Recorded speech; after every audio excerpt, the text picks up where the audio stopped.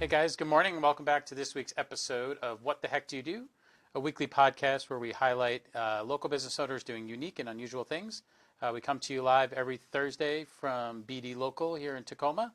Our sponsors this week are Rich Rhodes with New York Life and Stellar Inspection. If you're interested in becoming a weekly sponsor or a guest on the show, you can email me at rich.rhodes@gmail.com and we will get you all set up. But I'm super excited to introduce this week's guest, Mr. Matt Irvine with Stellar Home Inspection. How are you, sir? I'm well, and yourself? I'm doing well. Thanks for coming on. Absolutely. Thanks for having me on. Absolutely, yeah. So Matt and I met at our local networking group, Ignite You. We've had a couple of different conversations, and so some of your approaches, I think, are a little bit different, a little unique. And so as you were telling me about it, I thought you would be a perfect candidate for our show. So let's go ahead and dive in, and why don't you tell us first and foremost, what the heck do you do? I'm a residential home inspector, and I'm currently just doing residential homes. I'm hoping to add commercial inspections later in this year, but so right now it's just doing residential inspections. And mainly we just go into houses, and we're looking for structural issues or problems that make you might maybe not want to purchase a home, or things you might want to fix in your own home. Looking for defects and deficiencies and safety issues mainly. Gotcha. Very cool. Yeah. And so I think at a very general level, people are familiar with sort of the home buying and the home selling process, but I'm looking forward to diving in more to sort of the other aspects of home inspection that maybe exist. But how did you end up getting into this? Well, it's interesting kind of how I got into this. I had a construction background. I've worked construction for years. I've worked in like all the different trades. I've done framing stuff and carpentry stuff and roofing and concrete and electrical, and and contracting. I worked with a contractor for several years, and up to the point where I became the project manager for him and was running the crew. So I had a big construction background, and then after the housing market went to hell in 2006, whatever it was, everything fell apart. So I went back to my other thing was IT. So I worked in computers for years too, and then as I got older, my eyes started getting worse. So I was unable to like fix laptops and work in servers anymore because I just couldn't fix the components. I couldn't see them as well anymore. So what am I going to do? I can't work on these things, and I don't want to go back into heavy labor work. So it popped in my head, why not do inspecting? So I looked into schooling and got myself enrolled and finished up my education and took some tests. I had to take some national tests and ended up being a home inspector. So that's how I got into it. And I really like doing it because I think it's a helpful service to people. It's kind of like a God complex when you work with computers and you go around and you fix people's computers. They just worship you. You're like a doctor almost. They love you for what you do. So I haven't gotten that feeling back from being a home inspector, but it's a similar feeling because you're helping people with things that they wouldn't be able to do themselves. So yeah, it's rewarding in that sense. So. That's funny. So you and I share a similar background in IT. So I went to school for computer science, and my first job was in a law office, and I was just providing desktop support. And so, yeah, it's exactly what you said, right? You show up, and they're like, I don't know what to do. Yeah. And, right, you poke around, you do some things, you're like, all right, you're all fixed. And, yeah, they're like, I don't know how you did that.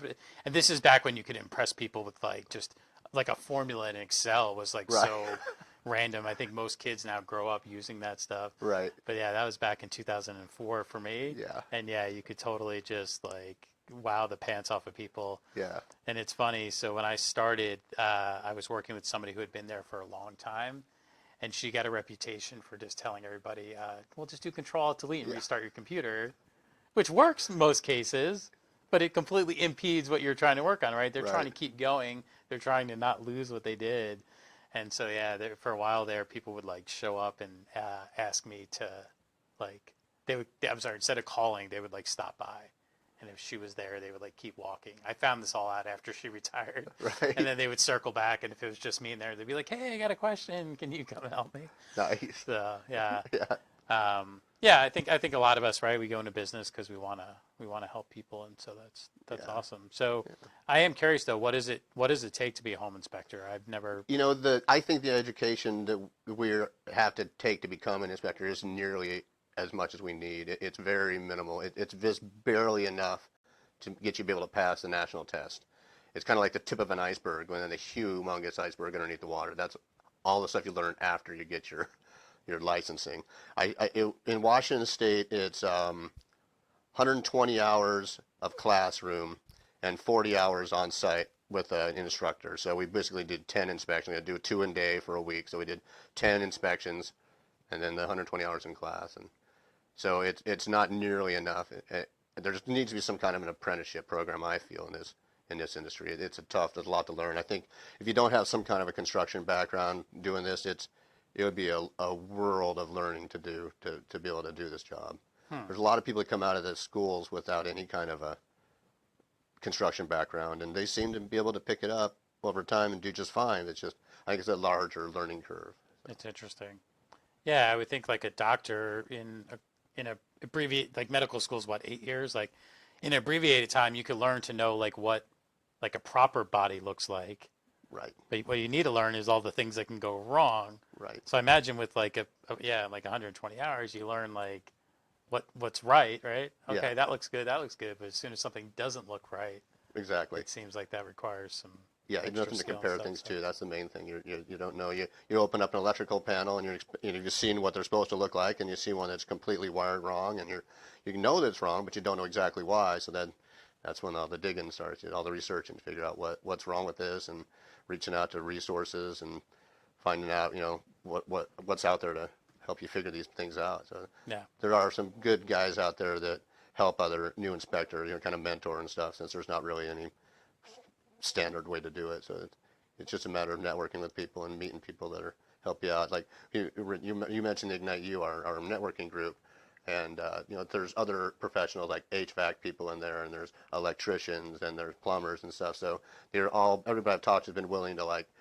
offer up information. Say, hey, anytime you come across something you're not familiar with, shoot me a text and send me a gotcha. picture. Okay, And so it's nice to have these people to bounce off of. And I know the roofers too and stuff you can reach out to. Kind of point you in the right direction to kind of help you out if you're feeling a little confused about things. okay, good. Yeah, so you see something, you know it's not right, Yeah, but helping diagnose the yeah. issue and stuff. Well, it's funny because they're talking about code. Like we're not technically code inspectors. We don't inspect things by code and say, hey, this is not up to code and that. But we have to know the codes in order to know what should be reported on or not. So Right. it's kind of walking a thin line. Like, yes, we know codes, but we're not code inspectors. Yeah, we can't force anybody to do anything. Like a city inspector can come to your job site, and if things aren't up to code, they can just stop the whole process Right. until things are corrected. We can't do that. We come in and make suggestions on what things should be done, and people, they do it or they don't, and we really have no say in that. So it's a Gotcha. little different. So how do you determine the difference between something that needs or should be fixed because of safety versus just something that's older and maybe as a contingency the buyer would love to see it fixed. So how do you differentiate between like what's really unsafe or versus like it's just sort of imperfect? Yeah. Well, that's a fine line too. What we walk is I do a lot of recommendation for safety issues. A lot of the older houses you see, of course, aren't going to be to the current codes, and the codes are changing all the time. I think we have another NEC. The electrical codes are changing again here in 2020. Mm-hmm. So they're always adding things and taking things off. So it just kind of is the best practice to tell people that it's in your best interest to probably have, like ground fault circuit interrupters in wet areas, or, electrical outlet receptacles in certain areas, and, fire separation in your garage, and, hand railings and handle holders you can actually hold on to on your steps, and just, kind of minor things like that people just don't really think much about. But you got to think about, anybody that comes to your property too, like elderly and children, you got to be thinking about them too. You don't want people falling on your property or falling off your deck and, Right. getting their head stuck between the railings. And Yeah. I don't know if you know this or not, but it was Washington state code maybe stricter or more lenient compared to other states? we're pretty strict on a lot of the stuff here. I know Texas has probably got some of the stricter ones. Believe it or not, they've got some of the most intense like training for home inspectors by far. Hmm. I think they have to have hundreds of hours before they can get their license. So Interesting. yeah, a lot of states aren't even licensed. There's many states that don't have any license for home inspectors. Anybody can just say, hey, I'm a home inspector. Really? A lot of contractors do that. People that just like build houses or work on houses. They say, I'm also a home inspector, and I just come inspect your house. Hmm. That's interesting. Yeah. That's pretty cool. So, do you see a lot of people in the field that were kind of former construction folks that? You do, yeah, yeah. A lot of us older guys have some construction backgrounds. A lot of the newer guys that are coming out into this, I call them kids. They're probably in their 20s and early 30s, Right. but they're coming into this, and I think that having a understanding of technology helps a lot too. We use a lot of cool tools. We're doing all our software. Everything's done on my phone pretty much. I have apps for everything. I can take all the pictures on site. I have other cameras I use too. I have infrared cameras and regular cameras, but most of it is done with my Note 5. I can do my reports on my phone. You can do things on your laptop. But you're using all kinds of awesome gadgets and stuff. So it's kind of beneficial to have a background in technology for this. So a lot of the younger guys come into this, and gals. There's a lot of gals entering it now too. So which is cool. So see some diversity in it. So. What are some of the cool gadgets you get to use? Like gas sniffers and just thermal cameras, and thermal cameras are great. I love those. So what does that look like? Oh, it's great because you can use a thermal camera to pick up heat signatures and differences in temperatures. So like if you're questioning whether or not your baseboard heaters are working or not, you look at it with that camera and you can see it light right up. Gives you temperature readings. If you're looking at your ceiling and you can't tell if there's any kind of moisture, you look at it with your thermal camera and you can see the dark spots and color, different. So it might be missing insulation up there. It might be a leak. Then you can use your moisture meter to double check. And if it's a high moisture meeting, then you probably got some kind of leak. Might be a bathroom upstairs, or might be a leak from the roof or something. So it really helps you figure things out. It says, but our standard of practice in Washington State is like a bare minimum, what we have to do. I would try to go above the standards of practice whenever I can without getting yourself into liability issues. So saying that, it's home inspections are supposed to be non-invasive. We're not like pulling the walls apart. We're not looking inside of things, taking things apart to see if they work or why. But so that can give you the upper leg with a thermal camera, so you can kind of see things that others might miss. So. It's like having X-ray vision. Right. Gotcha. So the dark spot on the ceiling, that would be an indication that it's cooler than. Cooler, yeah. Gotcha. Which So could be puddling water that's could be been sitting water, there. could be missing insulation, could be Gotcha. something. You can even find things like I've seen with the thermal camera. You can see live rodent nests up in your attic. You can see a pile of warm things moving around, and you got a little rat nest going on up there. And by the time you open up the crawl space and get up in there, they've all ran off and hid, or they gone outside where they came in, and you don't even see them. So you wouldn't even know they're there, but yeah, you see them. Sometimes you get up there and you see some eyes looking back at you. I was going to say, so tell us the story. What kind of creatures have you seen? I've come across raccoons up in an attic. Of course, you're all the way in the back of the attic, as far from the hatch as you can get before you realize you got this raccoon cornered staring at you. Not a good place to be to try to back out if you don't want to step through somebody's ceiling, Oh, so, right, because you have to. Yeah, you're on these little pieces of wood, you're on the trusses, or you're just you're kind of like crawling around like on a monkey's bars up there, and then you come across them. Mm-hmm. You see feral cats under houses all the time. You see dead cats under houses a lot. In fact, really? It's mostly they go to die. I think when they get old and sick, they must crawl under there and die, because I see cats under houses all the time, and they're not stuck, they just go down there and end up being mummified. Oh, that's sad. Yeah. Interesting. Actually, squirrels, possums, those kinds of things. Yeah. A lot of that. That's funny. We just there's been a cat that's been it's a stray cat that's been outside Destiny's grandma's house, and so actually right before I came here, I was working to actively capture that because we have somebody that's looking for a cat. So, there you go. Yeah, but yeah, that's we're pretty fortunate. I think about how glad I am all the time that where I inspect here in Washington State, we don't have poisonous snakes, and we don't have very many poisonous spiders. The spiders that can bite you really don't do as much damage as some.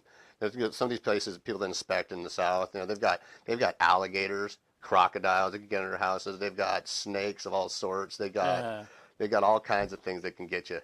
So here it's much safer. Is there a Facebook group where inspectors can go and? Yeah, there's several Facebook groups. Okay. Yeah, people on there sharing all their stories on stuff all the time. And in Northern California, you'll get bears in your crawl space. So you go into your house someday and you'll find a big old sleeping bear under there, and you got to get out of there because it's his crawl space at that time. Right. They wake them up and scare them off with a horn, and they run off. And yeah, not something you want to see when you go into a crawl space. Awesome. You're looking for things like electrical deficiencies, things that might shock you, kill you. And not looking for bears. Gotcha. So is that the risk with crawl spaces then, is electrical? Yeah, there's lots of times you're going to find like standing water.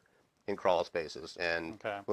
if there's standing water, and there's always electrical wires run down there. So if there's loose wires or things have been chewed on by rodents or things hanging down in that water, you can crawl into that water and it's electrified and you can shock yourself. So Gotcha. not Okay. good. I see. So the crawl space is a much neglected, little used space, and so Yeah. that's where things start Yeah, to and then the mice that get in deteriorate. there and Whatever. stuff too. You get those like those white deer mice and stuff. They're responsible for hantavirus. So if those find those in your house and they're pooping and leaving messes, you don't even want to breathe that air. So Gotcha. it's kind of a toxic place to be. So Are you all masked up then? yeah, As oh you're yeah, down there? yeah. Okay. Gotcha. Get all this gear on. So never Yeah. go out there without your gear on, your respirators for sure. Yeah. Okay. So talk to us a little bit about Excuse me. outside of just the buy sell transaction. What are your thoughts or recommendations in terms of home inspections outside of just when you're Yeah, buying well, yeah, and selling? it's always a good idea, I think, to just do like a home maintenance inspection. You know, if not every year, every couple of years, just have somebody come out and just to tell you like where you're at, where things are in your house. If you got some rot going on somewhere, you need to replace some wood, do it before it gets worse. You know, moisture issues. That's a huge thing here in Washington State is moisture intrusion issues. You got to stay on top of that. You know, it can grow mold and stuff behind your walls or just on your walls, and you know, so those can be bad. And you know, I also do like an 11-month warranty. So people that buy a new house, a lot of times they think they shouldn't get them inspected. They don't build houses like they used to, I'll tell you that. So it's always Mm-hmm. a good idea to get inspected if you buy a new house.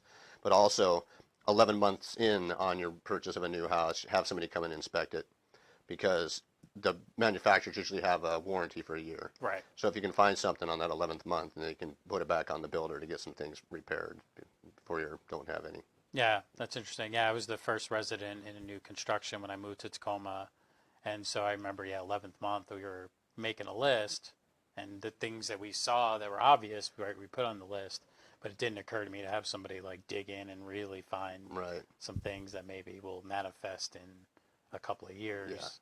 So, You know, and that's it. The houses don't maintain themselves. You always have to be working on them to keep them up. You have to be working on we get so much rain and bad weather here that you constantly got to be keeping an eye on all your caulking around your windows and you make sure everything's flashed correctly, make sure things are painted so it's for protection and gotcha. so a lot of those issues that people just neglect over time and Right. people don't want to spend the time on doing it. Yeah. It's kind of like when I was a contractor. It's like your houses aren't ever finished. You're always like a work in progress, right? Yeah. Because you work all day on other people's houses and you come home and you don't want to work on your own. So they just don't get accomplished. And you think, oh, but you're a contractor. How come it's not done? Yeah. I don't feel like doing it. Right. You know? Gotcha. So obviously, rot creates a structural integrity issue at some point with the Yeah. house, right? Yeah. If not just problems with mold, it's going to deteriorate the wood over time. It's wood destroying, you know, so Gotcha. it'll cause you structural issues down the road. Yeah. And then obviously, I think mold's not very good to breathe either. Right. You know, that's mold is one of those really touchy subjects where there's so many camps people are arguing back and forth about it. If you go on and look at the EPA doesn't even recommend testing for it. You know, what the main thing about mold is figuring out what causing the moisture issue and then dealing with that. So you basically clean up the mold, get rid of the mold, and then fix the issue that caused it so it doesn't come back in the future. So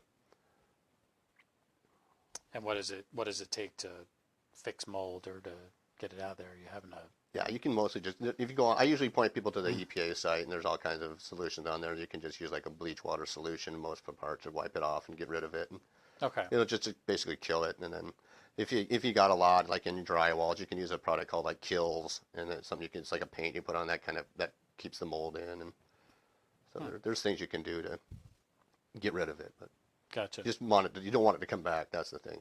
It's usually just some kind of ventilation issue, moisture issue. You know, has to do with the things in your crawl space. Excuse me. Proper ventilation.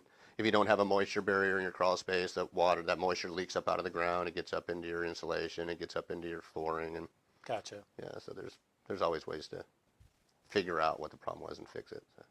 And so, as a home inspector, are you able to provide some of that knowledge around how to solve it, or Yeah, I'm actually IAC2 certified mold inspector, but I don't offer mold inspection services because I don't want to be in that camp. There's a mold is gold camp. People know that everybody's freaked out about mold all the time, so they push that on everybody and say you need to get these tested. And I just don't go that way. I'd much rather try to inform the consumer about the actual things to be concerned with, and if they really want to go ahead with it, then I can go ahead and do that, but I don't, it's not necessary, I don't think, for the most part. So. Gotcha. Mold is gold. I like that. Yeah.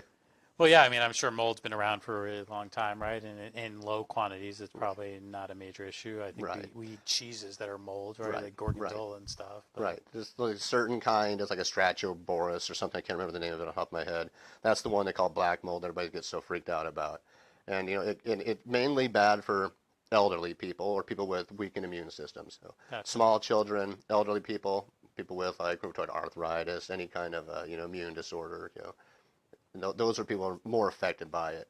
But it's still not just something that means, oh, end of the world, going to die. Gotcha. Yeah. Okay. So you were saying, so from a maintenance perspective, you said what, every 1 to 2 years? Yeah, just, every couple of years probably be. just so that way you kind of just have a good, Yeah. get a It's handle. like most people don't notice. How would you notice you got a pinhole leaks going on in your plumbing under your house? You don't notice until you see your bill. Right. And then your bill's high. And you go, okay, well, that's weird. We must be using a lot of water. So you keep doing it for months and months, keep comparing your bills. And then, okay, no, there's something wrong. Right. 6 months down the road, you go down and look, and you got a leak. Gotcha. So it's a good idea to have people check that stuff.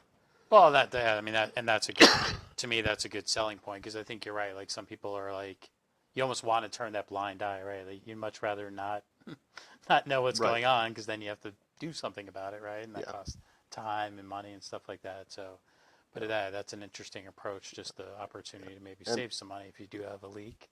Right. And most people don't want to go in their crawl space, to be honest with you. I don't even like going in there. I do it because I have to do it. It's part of the job, Yeah. And that's where you find the most interesting things, that are most problematic. Nobody wants to go down there, and people don't know what they're looking for, and they don't know the dangers of going down there either. So it's just better to just have somebody else do it. Yeah. I've stuck my head into a crawl space, but the idea of suiting up and actually getting in there and crawling is, yeah. Yeah, the one I went into yesterday Hard probably pass. had about 16 inches of space between the floor and some of the beams and some of the HVAC stuff, and it was literally like crawling under barbed wire, like you see in the movies, in the military movies. Uh-huh. It was literally just crawling like that, and I'm actually feeling sore from it today. I feel like I was in the gym or something. Got a little workout. There you go. So there you go. Be a home inspector and That's it. have a built-in exercise Yeah, program. climb So, around up in the rafters and the attics and crawl into the houses. And yeah. You don't need to go to the gym. Gotcha. Any other fun creature stories you want to share? What's the most scared you've ever been as a home inspector? I guess. It's crawl spaces, because you get that, you get kind of a panic when you get down into the far corner of a crawl space.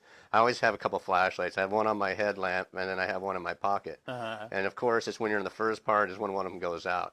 So you're in the pitch black, and you're in cramped space. You start breathing fast. My glasses fog up. You got this respirator on. You're getting short of breath, and you're like, okay, you just got to kind of close your eyes and take a deep breath and put yourself somewhere else, and just remember you just got to crawl back out the way you came in. And so sometimes you can't even get turned around. You get in there and you can't even get turned around. So you're kind of scooting backwards. And so, yeah, that's probably the scariest place. Walking roofs, stuff like that, that doesn't bother me. Heights don't bother me, but getting stuck in a crawl space is Gotcha. kind of freaky. What are there any sort of misconceptions about home inspections that you find yourself trying to educate people on? I know a lot of us. A lot of people are confused the difference between appraisers and home inspectors. So I get that a lot. I get a lot of calls and ask me that, can you come out and do this and go through the whole process? And they're shocked when you tell them how much it's going to cost them. And then they're like, okay, I think you're thinking of an appraiser. Appraisers, they come and do something a little bit differently what do. But recently I found other appraisers' costs are comparable, if not more than what we charge. And they don't do nearly what we do. Appraisers show up on site and usually take pictures of the house, compare it to the values of the houses around it. They don't really get in there and check anything out like we do. So it's not nearly as valuable as a service, but it's needed in the process of selling a home. So Yeah. so that's one thing. And I guess the other one mainly is that we're with you the reputation of being deal killers. And that's kind of, home inspectors are always known as the deal killers. And then agents start to use that and they say, oh, you're a deal killer. And they don't want to use you because they're afraid you're going to kill their deal. And it's just one of those things like, we don't kill any deals. We just report on what we see when we're there. Right. And so if there's something wrong and we report on it and that happens to kill the deal, well then that's unfortunate. But the house being maintained poorly is what killed the deal. Right. So we have to be the bearer of bad news sometimes. And people would get all excited. They come in, they look at the house, they love everything about it, and we find things that aren't so good about it, and they're not happy because they're not going to have that awesome kitchen they fell in love with. Right. They don't have that awesome deck. They're not going to have that anymore because we ruin it for them. Yeah. And well, we did them a big favor, actually. Yeah. I try to put people look at it as an investment, not as a cost. Because it's really not that much. If you're average around $500 for a home inspection, most of the houses in the area are $600,000-$700,000. It's Right. not that much to pay for peace of mind. I mean, Right. if I buy a used car, I'm taking it to the shop, to Right. get it looked at. Yeah. So I can't imagine buying a used house and not getting it looked at. So. Right. Well, yeah, I think that's the thing, right? It's not that the inspection found the inspection doesn't manifest something that doesn't exist. Right. The inspection brings light to a condition that does exist. Right. That was going to be transitioned from the seller to the buyer. Yeah. Regardless, right? Yeah. So if you want to still do that, then you can do that, right? I mean, Right. you can say okay, but yeah, that's interesting. So, but requires a good code of ethics then, right, to Yeah. report on it, because For sure. last thing you want to do. You get a lot of pushback from people don't want things. Oh, are you going to put that in the report? Is that going to go in the report? Yeah, I found it. It's going in the report. Yeah. That's just the way it is. Yeah. Interesting. That's why I guess it's a good idea for the consumers to do some legwork and take it onto themselves to search for an inspector. I think a lot of people aren't aware of the fact you can just go online or look up a home inspector and find them on yourself. People don't even know they need one until they're buying a house and their real estate agent says, it's probably a good idea to get this thing inspected. Let me call somebody. I know some people. Yeah. So they go, okay, because it's just easier on them and they just do it. So it might be a good idea to do a little legwork and try to find people and see who you might want to use. So.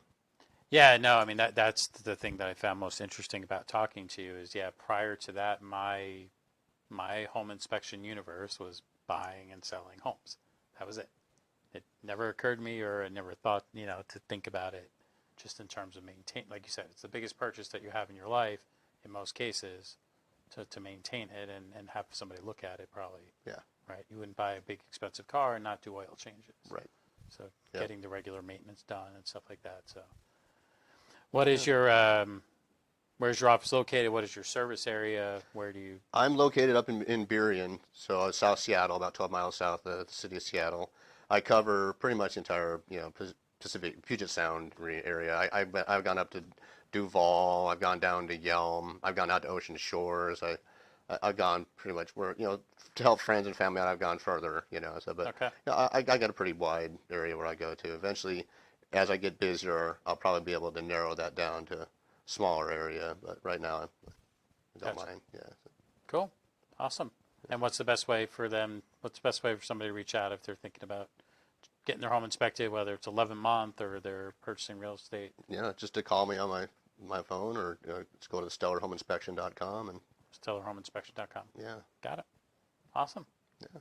Well, thank you, sir. I appreciate your time. Absolutely. Yeah. Yeah, thanks for having me on. I'm glad you do this. This is a really interesting way to get things like what I do out there into people, because a lot of people have no idea what Yeah. people do. So it's really cool. Yeah, I mean, that's basically, I've told the story a couple times. I mean, that's the gist of how this came to be is, the drill, right? We do one-on-ones in our networking group, or we sit at a table, and whether you get 3 minutes or 30, your eyes get open. You're like, oh, I had no idea you did that. Oh, I have no idea that even existed. Like, it never occurred to me. And so I felt like there was an opportunity to share it more broadly, right? Yeah. If you and I do a one-on-one and I learn a lot, well, great. One person learned a whole lot. Right. But if we do it in this format, then hundreds, thousands of people can look at it later and, be able to learn more about it. And so it just felt like a good opportunity. So Yeah, absolutely. I'm Right. always appreciative and grateful for that opportunity. So I think this is show 18 or 19 at this point. So it's been fun. Yeah, very cool. Yeah. So thanks again. Absolutely.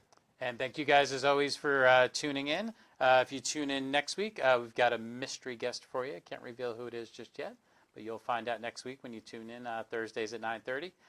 So have a great rest of your week and keep chasing your dreams. Thanks.